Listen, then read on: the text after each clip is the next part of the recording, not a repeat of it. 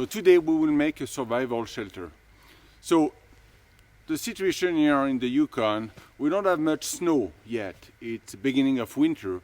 So I can't make a shelter in the snow. I can't dig a hole and get in it. So I need to find a place where I can warm myself, at least for a night or two.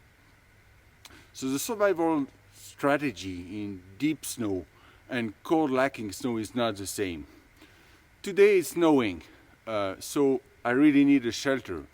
If it was not snowing, maybe I could get by just by making a large fire. But ideally I would have both, a fire and a good shelter. Survival is often like real estate. It's about location, location, location. So I want to find a place where there is wood. I'm in the boreal forest, so it should be easy. But I need enough wood for a fire, and I need the right kind of wood, and I need wood for a shelter too. So let's try to find a perfect place for that. So why are those fallen trees a chance for me? Why is it a lucky find? Because those trees, in a real survival situation, will give me two things. They will give me a place where I can easily build a shelter without wasting too much energy, and they will give me a huge supply of firewood. So in a survival situation, you don't have time and you don't have energy. So you really have to do with the place, to be creative, to find ways to save on time and energy. Because I mean, the night is falling soon and it's getting colder and colder. It's about -15, but its temperature is dropping right now and it's snowing, so it's quite bad. So I think I should be able to build a shelter in an hour and a half maybe. So I'll teach you some basic principles of shelter building, because my goal is not to build a perfect shelter. It's to build it in a quick and efficient way. So you should try to find as many dead standing trees as you can.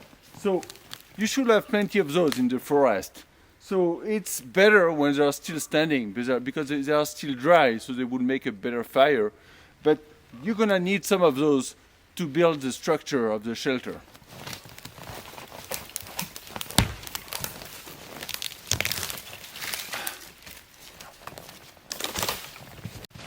So I will build my shelter here. I think it's gonna be a good place for that.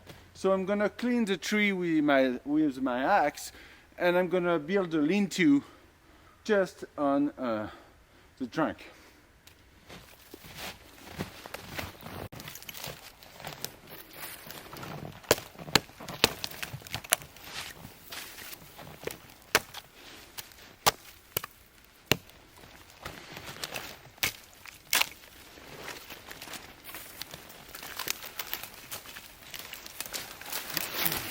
So remember that an axe might be one of the most important tools you can bring in the boreal forest.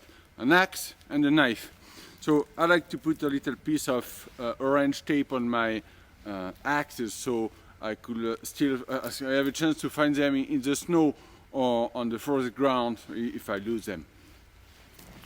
Okay, so now there is a roof structure.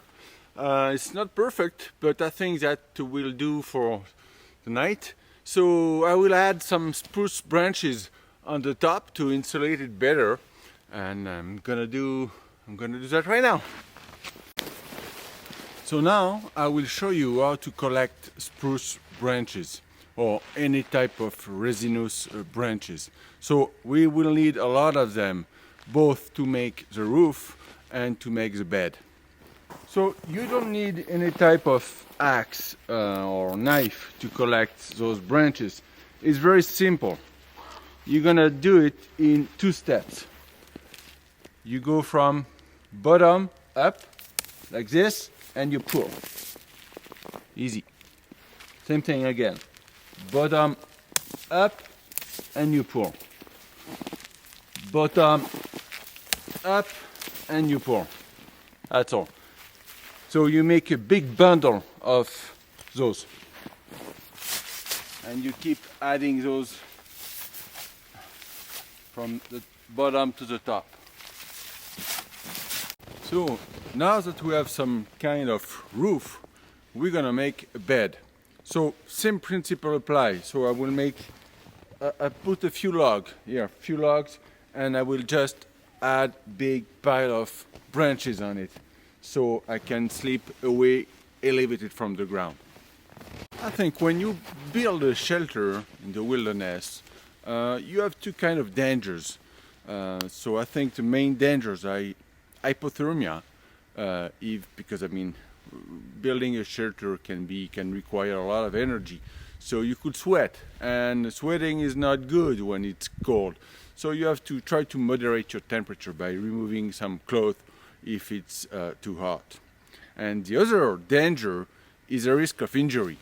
So for example, when you're breaking branches, just make sure you're never forcing too much, and try using trees to break branches. I'll show you how. So I will show you how to break long poles, because I'm trying to make my bed, but this pole is way too long, so I need to break it safely. So I'll just stick it in between two trees, like this, that is length, and I just force on it, like this. Easy.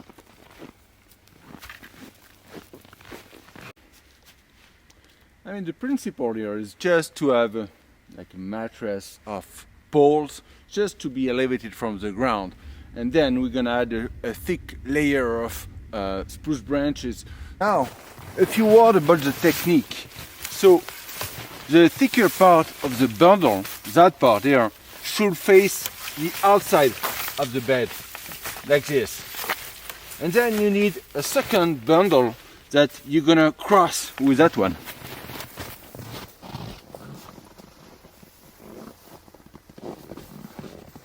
Again, same thing. Okay, here, the exterior of the branch is towards the outside, and you make a nice mattress like this.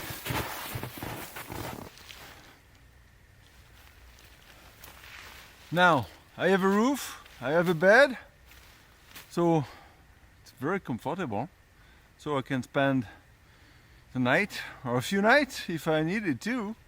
And but I still miss one thing, a fire, a nice warming fire. So I'm gonna do that now, and then I'll be set. So building the shelter took way longer than I expected, but hey, now I'm lucky because I mean the spot is quite good. I have all the firewood I want. The fallen tree is huge, so during the night I'll be able to feed the fire without going too far. So the energy I spent building the shelter is well worth it, because now I'm gonna spend less energy gathering firewood. Well, I'll show you the magic of red pine needles. So you can find those pretty much everywhere. I mean, it doesn't matter really if it's pine or spruce or anything else, but I mean, it's dead needles, that's what you need. So you can make a nice bundle of them, and you're gonna see it's one of the best fire starter in the boreal forest. So I'm gonna use matches.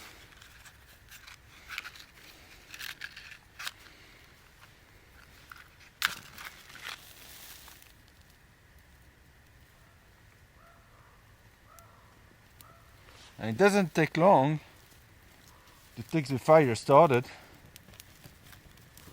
and then you're gonna have to quickly add some wood.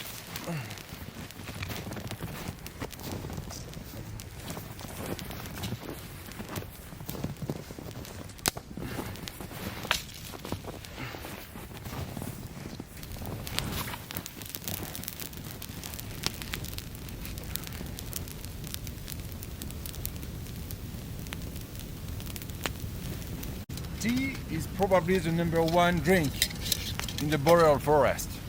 You can do them with commercial tea or, well, natural tea, things that you will find in the forest, of course.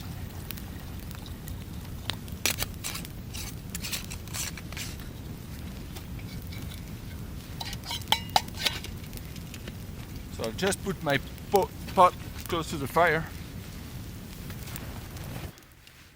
Now I think I have a good chance to survive the night. I have a roof, I have a bed, I have a fire, and I have liquid. So the only thing now is that it's early winter. I could have a visit of a grizzly bear maybe. I know there are a few in the areas. So in that case, I always carry my bear spray. So I'll be ready. Yeah, so sometimes people forget that in winter the bears are still around.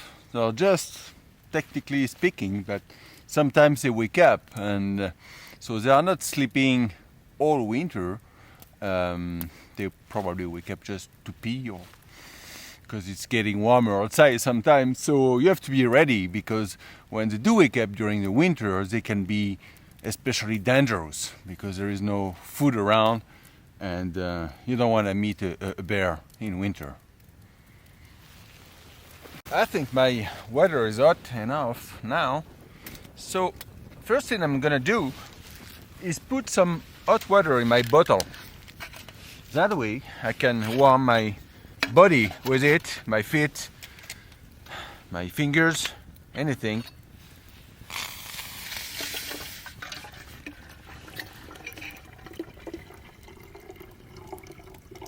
There you go.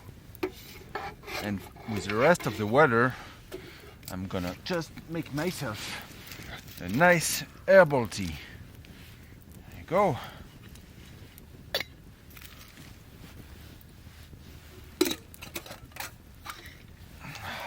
Very warm, very nice. Well, you could tuck this into your clothes too if you're getting really, really cold. And it's very nice.